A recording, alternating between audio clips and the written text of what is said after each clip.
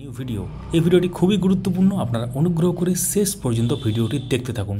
চ্যানেলটিকে সাবস্ক্রাইব করে রাখতে পারেন, তাহলে আপনাদেরই কাজে লাগবে, এবং পাশে বেল আইকন প্রেস করে অল করে দেবেন। যারা সোশ্যাল মিডিয়া থেকে দেখছেন আমাদের এই পেজটিকে ফলো করতে ভুলবেন না। দেরি না করে শুরু করা যাক। তো একটি মামলা, মহামান্য সুপ্রিম কোর্টে একটি মামলা উঠেছিল, এবং তার যে জাজমেন্ট, এই জাজমেন্টটা অর্থাৎ এই যে রায়, ফাইনাল রায় বলতে পারবো, যে কোনো রায় যেটা আর কি, তো সুপ্রিম কোর্টের যে রায়, এই রায়টা কিন্তু খুবই ভাইটাল, এবং এই জাজমেন্ট কিন্তু বদলে দিতে পারে অনেক ব্যাপার। পুরনো নিয়োগে আবার সুযোগ হতে পারে ক্যান্ডিডেটদের, এটা একটা যেমন ব্যাপার, সেরকম বিভিন্ন দিকে কিন্তু আবার এটা সুবিধা করে দিতে পারে। তো জাজমেন্টটা আমরা একদম আপনাদের সামনে রাখবো, কি লেখা আছে তাতে, কি ব্যাপার এক্স্যাক্টলি, সমস্ত ব্যাপারটা আপনারা জানতে পারবেন। শুরু করা যাক। তো স্ক্রিনে এখন দেখতে পাচ্ছেন মহামান্য 5 বিচারপতি দেখতে পাচ্ছেন। CJI honourable justice doctor Dhananjaya Y Chandrachud, honourable justice Hrishikesh Roy, তারপর আবার 3 জন জাস্টিসের এখানে নাম দেওয়া আছে। তো 5 বিচারপতির বেঞ্চ এই রায় দিয়েছেন, অর্থাৎ যে জাজমেন্টটা হয়েছে সেটা কিন্তু মহামান্য 5 বিচারপতির বেঞ্চে এটা হয়েছে। এটা কিন্তু ছোটো ব্যাপার নয় খুব। তো এটা নিয়ে আমরা হিন্ট দিয়েছিলাম কিছুদিন আগেই। তো আমরা যে ব্যাপারটা নিয়ে এই ভিডিওতে বলবো সেটা হচ্ছে রিক্রুটমেন্ট প্রসেসের একটা ব্যাপার নিয়ে। তো এখানে দেখতে পাচ্ছেন অনেক ব্যাপার লেখা আছে। তো আমরা যদি একদম প্রথম দিকে দেখাই আপনাদেরকে, তো এখানে অনেক কিছু আছে, অত ডিটেলস আমরা যাব না, আমরা মেন পয়েন্টে বা মেন জায়গাটা নিয়ে আলোচনা করব। তো একদম আমরা নিচে চলে যাব, কনক্লুশন যেখানে আছে একদম। তো কনক্লুশনের এখানে দেখতে পাচ্ছেন এখানে পরপরগুলো আছে, একদম কনক্লুশনগুলো আছে 1 2 3 4 করে। তো আমরা একটু দেখে নিই। এখানে কী আছে, 1 নম্বরে, recruitment process commences from the issuance of the advertisement calling for applications and ends with filling up vacancies. অর্থাৎ রিক্রুটমেন্ট প্রসেস যেটা, সেটা কিন্তু অ্যাডভার্টাইজমেন্ট দ্বারা এখানে করতে হবে, ইন্টিমেট করতে হবে, ইস্যু করতে হবে, অ্যাডভার্টাইজমেন্টে ইস্যু করতে হবে, এবং তারপর অ্যাপ্লিকেশন যারা অ্যাপ্লিকেশন করবে তাদেরকে ইন্টিমেট বা ডাকতে হবে, এবং ভ্যাকেন্সি বা শূন্যপদ ফিল আপ করার একটা ব্যাপার উঠে আছে। মানে রিক্রুটমেন্ট প্রসেস যেভাবে কমপ্লিট হয় সেটা কিন্তু লেখা আছে। 2 নম্বর হচ্ছে eligibility criteria for being placed in the select list notified at the commencement of the recruitment process can not be changed mid way through the recruitment process unless the extent rule show permit or the advertisement which is not contrary to the extent rule show permit। কী আছে, এলিজিবিলিটির criteria যারা recruitment প্রসেসের নোটিশে লেখা থাকবে সেটা কিন্তু মাঝপথে change করা যাবে না। ভালো করে শুনছেন তো, মাঝপথে চেঞ্জ করা যাবে না। মানে রিক্রুটমেন্ট প্রসেসের যদি কোনো নোটিশ আসে সেখানে যেটা লেখা থাকবে সেটাই কিন্তু থাকবে, পরবর্তী ক্ষেত্রে কোনো মানে এটাকে অল্টার বা চেঞ্জ করা যাবে না, যদি না সেটা আগের থেকে পারমিট করা থাকে বা কিছু করা থাকে, এখানে লেখা আছে পরিষ্কারভাবে। তো এখন প্রশ্ন হচ্ছে, আমরা অনেক রিক্রুটমেন্ট প্রসেস দেখেছি প্রাইমারি ক্ষেত্রে, সেক্ষেত্রে একটা মাদার নোটিফিকেশান যেটা মূল নোটিফিকেশান, সেই নোটিফিকেশানের পরে কিন্তু আবার নোটিশ বেরোয়, এবং সেটা অনেক কিছু ব্যাপার আছে, এবং সেটা অনারেবল কোর্টের যে নির্দেশ সেই অনুসারে কিন্তু চেঞ্জ করতে বাধ্য হয় অনেকে।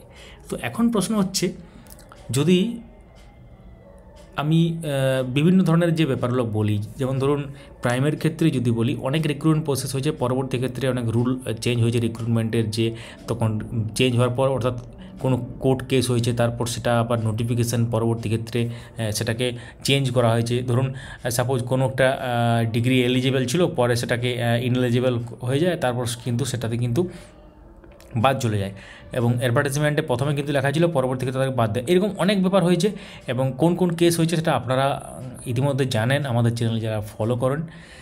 তো ব্যাপারটা হচ্ছে 2016 রিক্রুটমেন্ট প্রসেসেও কিন্তু এরকম ধরনের একটা ব্যাপার ঘটেছিল, কারণ যখন মেন নোটিফিকেশান বের হয় সেটা 2016 নোটিফিকেশান, এবং তারপর কিন্তু তার কিছু মাস পর আবার নোটিফিকেশান বের করা হয় পর্ষদের পক্ষে, তখন তারপর কিন্তু সেই নোটিফিকেশানে সেই মুহূর্তে যারা ডিএলএড করছিল, ডিএলএড তাদেরকে কিন্তু অ্যাড করার একটা ব্যাপার উঠে আসে। তো এইরকম ব্যাপার, এটা উদাহরণ দিলাম জাস্ট। আমরা এরকম অনেক আরও ব্যাপার আছে যেগুলো আমরা পরবর্তী ভিডিওতে নিয়ে আসবো। তো এটা বলার মূল যেটা উদ্দেশ্য সেটা হচ্ছে, এই যে কেসটা, এই যে জাজমেন্টটা আর কি, মহামান্য 5 বিচারপতির বেঞ্চে এটা হয়েছে। তো এই জাজমেন্টটা যেটা লেখা আছে সেটা খুবই গুরুত্বপূর্ণ। এরপর আমরা আসছি, নিচে আর অনেক কিছু লেখা আছে। তো আমরা এখানে দেখো even if such change is permissible under the extent rule or the advertisement. তো এইসব চেঞ্জ কিন্তু পারমিট করা যাবে যদি সেটা রুলস বা নিয়ম অনুসারে থাকে এবং অ্যাডভার্টাইজমেন্টে থাকে। And the change would have to meet the requirement of article 14 of the constitution and satisfy the test and non-arbitrariness। তো এখানে আর্টিকেল 14 যে আছে সংবিধানের সেই কিন্তু সেটাকে যাতে মেনটেন করে বা সেটা কিন্তু তার যে লেখা আছে আর্টিকেল 14 যে ব্যাপারগুলো সেগুলো কিন্তু যাতে খর্ব না হয় বা সেটাকে যাতে মেনটেন করে বা মিট করে। তো আমরা একটু দেখে নিই আর্টিকেল 14 ব্যাপারটা কি, আপনারা অনেকেই হয়তো জানেন না। দেখতে পাচ্ছেন স্ক্রিনে আমরা আর্টিকেল 14টা আপনাদের সাথে শেয়ার করছি, যে একটা ইকুয়ালিটি বা একটা সমান অধিকারের ব্যাপার এখানে বলে, রাইট টু ইকুয়ালিটি, সাম্যের অধিকার বলতে পারেন, অর্থাৎ সমান অধিকার, মানে যেখানে কোনো ভেদাভেদ হবে না, ডিসক্রিমিনেশন হবে না, অর্থাৎ সবাইকে সমান অধিকার দেওয়ার একটা ব্যাপার এখানে আর্টিকেল 14 মানে। এটা অনেকেই জানেন না, আমরা জানি যে আপনারা অনেকেই জানেন এবং অনেকেই হয়তো জানেন না, সেই জন্য এটা দেখালাম। তার মানে এখানে আর্টিকেল 14কে যাতে মিট করে, অর্থাৎ সমান অধিকার যাতে সবাই পায়, অর্থাৎ কোনোভাবে যে পরবর্তী ক্ষেত্রে চেঞ্জ করে দিলে যাতে কেউ না বঞ্চিত হয়ে যায় সেই ব্যাপারটা কিন্তু লক্ষ্য রাখতে হবে এখানে, যেটা সবাই ভাষা বললে। এবার একটু আমরা নিচে চলে আসি 5 নম্বরে, extend rules having statutory force are binding on the recruitment body in both terms of procedure and eligibility. অর্থাৎ টার্মস অফ প্রসিডিওর অর্থাৎ যে প্রক্রিয়াটা তার যে টার্মস সেটা সম্পর্কে বাইন্ডিং অন মানে সেটাতে আবদ্ধ থাকবে, এবং তার সাথে এলিজিবিলিটি যেটা যোগ্যতা বা যে ব্যাপারটা সেটা কিন্তু থাকবে, অর্থাৎ সেটা সেম থাকবে, পরবর্তী ক্ষেত্রে চেঞ্জ না ঘুরে ফিরে ব্যাপারটা একই আর কি, যেটা বললাম একটু আগে। However where the rules are non existence or silent administrative instruction may fill the gap. তো এখানে একটা ব্যাপার লেখা আছে যেটা হচ্ছে রুলস সম্পর্কে। তো যাই হোক, এখন ব্যাপার হচ্ছে মাঝপথে চেঞ্জ করা যাবে না রিক্রুটমেন্ট রুল, যদি না সেটা আগের থেকে ঠিক করা থাকে, যেটা মেন ব্যাপার, এবং তার সাথে তারা কিন্তু যে রুলটা ব্যাপার আছে সেই রুলটা সম্পর্কে রুল অনুযায়ী কিন্তু কাজটা করতে হবে। তো এই সম্পর্কে আরও অনেক কিছু কথা লেখা আছে যেগুলো হয়তো আমরা যদি ডিসকাস করি হয়তো ভিডিওটা অনেক লম্বা হয়ে যাবে, কিন্তু মেন ব্যাপারটা আমরা আলোচনা করলাম যে এই জাজমেন্টে কী আছে এক্স্যাক্টলি ব্যাপারটা। তো এই জাজমেন্টের কপি বা পিডিএফ ফাইল যদি আপনারা ডাউনলোড করতে চান, আমরা আমাদের টেলিগ্রাম চ্যানেলে দিয়ে দেবো। টেলিগ্রাম চ্যানেলের লিঙ্ক আছে ডেসক্রিপশানে, বা আপনারা টেলিগ্রামে গিয়ে লিখে সার্চ করতে পারেন অ্যাকচুয়ালি আপডেট মাস্টার 4, সেখান থেকে পেয়ে যাবেন। তাছাড়া Facebook page, WhatsApp channel, Telegram channel সমস্ত লিঙ্ক ডেসক্রিপশানে এমনিতে দেওয়া আছে, যারা অনেক ধরে আমাদেরকে ফলো করেন তারা জানেন।